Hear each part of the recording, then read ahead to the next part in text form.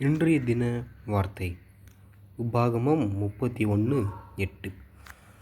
கர்த்தர் தாமே உனக்கு முன்பாக போகிறவர், அவர் உன்னுடனே இருப்பார், அவர் உன்னை விட்டு விலகுவதுமில்லை, உன்னை கைவிடுவதுமில்லை. நீ பயப்படவும் கலங்கவும் வேண்டாம் என்றார். இந்த வசனம் என்ன சொல்லுதுன்னு பார்த்தீங்கன்னா, கர்த்தர் உனக்கு முன்பாக போவார்.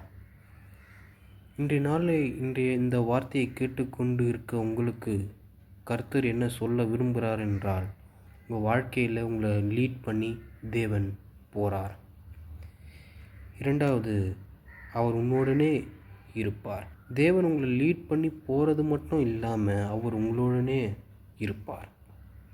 மூன்றாவது, அவர் உன்னை விட்டு விலகுவதும் இல்லை, உன்னை கைவிடுவதும் இல்லை. தேவன் உங்கள் கூட இருக்கும்போது அவர் உன்னை விட்டு விலக மாட்டார், கைவிடவும் மாட்டார். நீ பயப்படவும் கலங்கவும் வேண்டாம். எதை குறித்தும் பயப்படாதீங்க, உங்கள் சூழ்நிலை குறித்து பயப்படாதீங்க, கலங்காதீங்க.